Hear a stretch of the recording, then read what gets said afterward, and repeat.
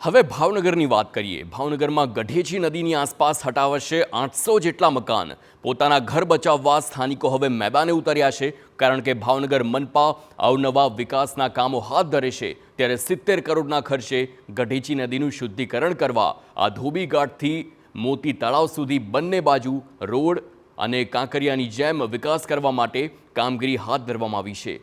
તેના માટે ગઢેચી નદીની બંને બાજુ 4 કિલોમીટરના વિસ્તારમાં 800 મકાન હટાવવાનું નક્કી કર્યું છે, જેને લઈ મનપાએ બોર તળાવ, આરટીઓ અને કુંભારવાડા નદી કાંઠે વિસ્તારના મકાનોને જીપીએમસી એક્ટ હેઠળ નોટિસ આપી છે। ત્યારે વર્ષોથી રહેતા સ્થાનિકો અને કોંગ્રેસે વિરોધ નોંધાવ્યો અને માંગ કરી છે કે નદીના વહેણમાં આવતા મકાનો જ તોડી પાડવામાં આવે, તમામ 800 મકાનો તોડવામાં ન આવે અને ડિમોલિશન પ્રોજેક્ટની પહોળાઈ ઘટાડવામાં આવે। સાથે જ જેમના મકાન તૂટે છે તેમના માટે વૈકલ્પિક વ્યવસ્થા કરવામાં આવે। મહત્વનું છે કે હાલ તંત્રએ 7 દિવસમાં મકાનોના આધાર પુરાવા રજૂ કરવા નોટિસ આપી છે।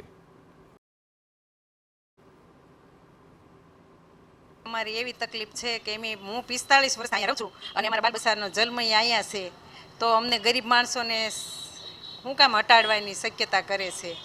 તો કંસારે આ ઉપર કામ કર્યું એવું અમને અહીં નાના માણસોને કામ કરી દે અને નેરું બનાવી દે તો એથી અમને સંતોષ છે। 40-50 વર્ષથી અહીંયા અમે લોકોનો વસવાટ છે।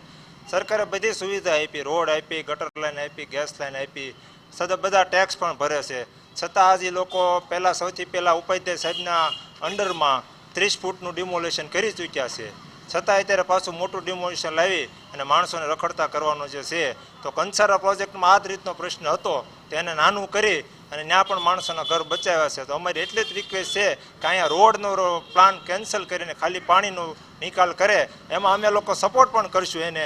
અહીંયા અમે માણસો રજવાડા વખતના વસવાટ કરીએ છીએ, આજકાલના નથી। અમારા બાપ દાદા રજવાડામાં કામ કરતા ત્યારના વસવાટ અહીંયા કરીએ છીએ। પહેલાં ગારાના પીઢડિયાના મકાન હતા, આજ 40-50 વર્ષ થઈ ગયા અને અત્યારે અમે સરકાર એમ કહે છે કે હવે તમારે હટાવવું પડશે।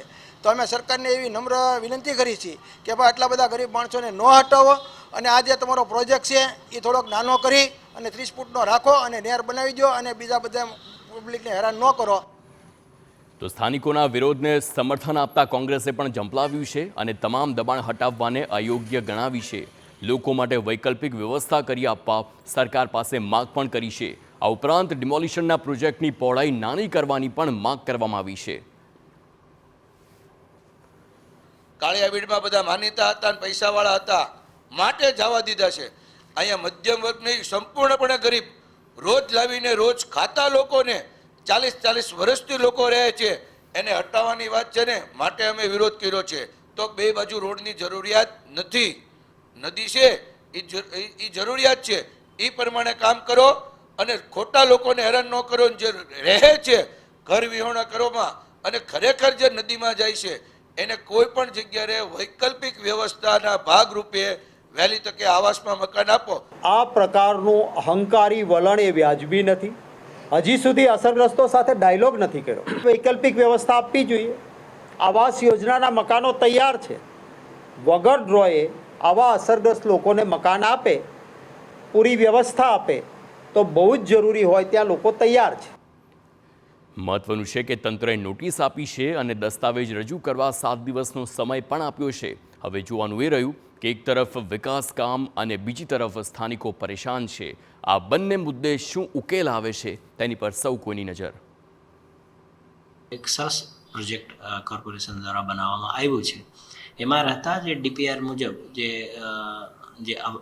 જે આપને સમગ્ર લોકોને હટાવવા કરતાં જે ડીપીઆર મુજબ જે અલાઇનમેન્ટ આવતી હોય, આ અલાઇનમેન્ટ મુજબ અત્યારે પ્રાથમિક તબક્કામાં કામગીરી કરવાનું આયોજન કર્યું છે અને એમાં જે નડતરરૂપ જે દવાનો આવશે એને જ આપણે દૂર કરશું। બીજું કે બધા લોકોને જે નોટિસ આપવામાં આવી છે, આ નોટિસના જે પ્રત્યુત્તર આપને વેટ કરી રહ્યા છીએ, જો લિખિતમાં આપશે અને જે લોકો આધાર પુરાવા આપશે એને પણ આપણે કાયદાકીય રીતે એની ચકાસણી કરીને પછી આપણે આગળની કાર્યવાહી કરશું। ભાવનગર મહાનગરપાલિકાએ ખૂબ મોટો રિવરફ્રન્ટ જેવો પ્રોજેક્ટ ભાવનગરમાં મૂક્યો છે, જેમાં ધોબી ઘાટથી મોતી તળાવ સુધી 4.5 કિલોમીટરનો આ જે વિસ્તાર છે, આપ જોઈ શકો છો કે આ ગઢેચી નદીનું નાળું છે જે વર્ષોથી છે, જેને ડેવલપ કરીને બાજુમાં રોડ બનાવીને આ સમગ્ર વિસ્તારને ડેવલપ કરવામાં આવશે. પરંતુ સૌથી મોટી સમસ્યા છે કે આ સમગ્ર 4.5 કિલોમીટરની અંદર ગરીબ અને પછાત નાના માણસો રહે છે અને આ વિસ્તારમાં 800થી વધારે લોકોને નોટિસ આપી દેવામાં આવી છે કે તાત્કાલિક ધોરણે આ તમામ મકાનો છે તે મકાન પણ જોઈ શકો છો કે જે પાડી દેવામાં આવશે. આ સમગ્ર ઘટનાને લઈને કોંગ્રેસ પણ વિરોધમાં આવ્યું છે, આ વિસ્તારના લોકો પણ અત્યારે વિરોધ કરી રહ્યા છે. આ સમગ્ર ઘટનાને લઈને શક્તિસિંહ ગોહિલ અને જિગ્નેશ મેવાણી પણ આ ઘટનાને વિરોધમાં મેદાનમાં આવી ચૂક્યા છે. ત્યારે આ વિસ્તારના લોકોની માંગ છે કે જે રીતે કંસારાના ડેવલપમેન્ટની અંદર 193 ફૂટ જેવડું ડેવલપમેન્ટ કરવાનું હતું, પરંતુ ત્યાં પણ મોટા માણસો રહેતા હોવાના લીધે માત્ર 95 ફૂટ જ ડેવલપ કરવામાં આવ્યું, 100 ફૂટ જેટલો વિસ્તાર છોડી દેવામાં આવ્યો. ત્યારે અહીંયા ગરીબ માણસો ખૂબ જ લાંબા વર્ષોથી રહેતા હોવાથી, નાના માણસો રહેતા હોવાથી અહીંયા પણ વિસ્તાર છોડી દેવામાં આવે. જે વિસ્તારમાં પાણીનો વહેણ છે, જ્યાં કાયદેસર હટાવવું પડે તે જ હટાવે, અન્ય 800 જેટલા ઘરોને હટાવવામાં ન આવે, જેથી કરીને ગરીબ માણસોનું જે મકાન છે તે છીનવાય નહીં. કેમેરા પર્સન રાજેશ રાઠોડ સાથે અજીત ગઢવી, TV9 ભાવનગર.